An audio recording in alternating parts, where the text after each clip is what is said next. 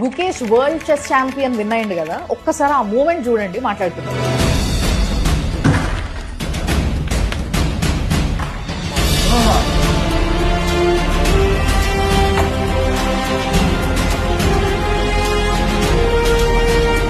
చూసారు కదా. గెలిచిన గుకేష్ ఏమో చాలా కామ్ గా సటిల్ గా ఎంత సోబర్ గా బిహేవియర్ ఉంది. అదే మాజీ ఛాంపియన్ అయిన మ్యాగ్నస్ కార్ల్సన్ బిహేవియర్ ఎట్లుందో చూసిండ్రా. అసలు ఆ ఫ్రస్ట్రేషన్ చూసిండ్రా. ఇట్లాంటి టేబుల్ కొడితే మొత్తం అన్ని కాయిన్స్ లేచినాయి గాలికి. గుకేష్ కి కార్ల్సన్ అంటే విపరీతమైన అభిమానం. చాలా సార్లు పబ్లిక్ గా కూడా ఆయన చెప్పిండు, ఆయన అంటే నాకు చాలా ఇష్టం, ఆయనను అడ్మైర్ చేస్తాను నేను అని చెప్పేసి. బట్ అదే కార్ల్సన్ లాస్ట్ ఇయర్ ఈయన గురించి, గుకేష్ గురించి ఏం మాట్లాడింటారో ఒకసారి ఆ వీడియో చూడండి. I don't think that he is the best or the second best player in the world.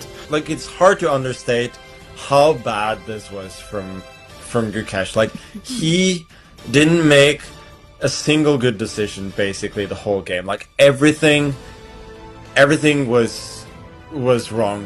So inner కదా ఏమన్నాడు, అసలు గుకేష్ నంబర్ 1 కాదు, నంబర్ 2 కాదు, ఒక్కటి కూడా పనికొచ్చే డెసిషన్ తీసుకోడు, అసలు ఏం చక్కగా ఆడాడు అని చెప్పేసి ఆయన చాలా తక్కువ చేసి మాట్లాడిండు. అయినప్పటికీ అట్లా మాట్లాడిన వ్యక్తితోని ఆడి గెలిచినప్పటికీ అసలు ఎక్కడ మినిమం ఇట్లా చేతులు బిగించి లేకపోతే ఇట్లా పిడికలు బిగించి ఎస్ అంటారు కదా, ఆ ఎక్స్ప్రెషన్ కూడా, ఆ బిహేవియర్ కూడా మీరు అక్కడ చూడలేదు. అసలు అట్లా లేనేలేడు మనిషి.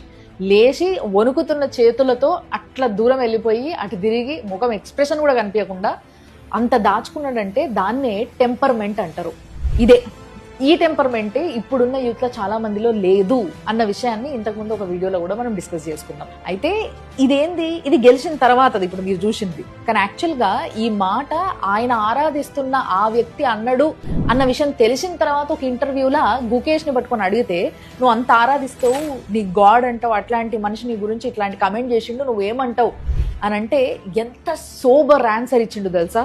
I think the world championship matches are decided not purely by chess skills, but rather who has the better character and who has the better willpower. And I think those qualities I did show. Champion అంటే only skill కాదు, will power and character కూడా decide చేస్తాయి champion అవ్వడానికి అని చెప్పేసి అన్నాడు. 18-19 ఏళ్ళ పిల్లగాడు అంటే ఈ జనరేషన్ పిల్లగాడు అంత తక్కువ ఏజ్లోనే ఎంత టాలెంటెడ్ ఉన్నా కానీ అగ్రెషన్ కానీ పొగరు కానీ ఇవేవీ లేకుండా చాలా సోబర్గా టెంపర్మెంట్తోని ఎంత అద్భుతంగా రియాక్ట్ అయ్యిండు. ఆయన అగ్రెషన్ అంతా కూడా ఆటలు చూపించిండు తప్పితే బిహేవియర్లో చూపించాలి. ఇది కదా చాలా మందికి కావాల్సిందే. ఇది నేర్చుకుంటే మనం బాగుపడిపోతాం.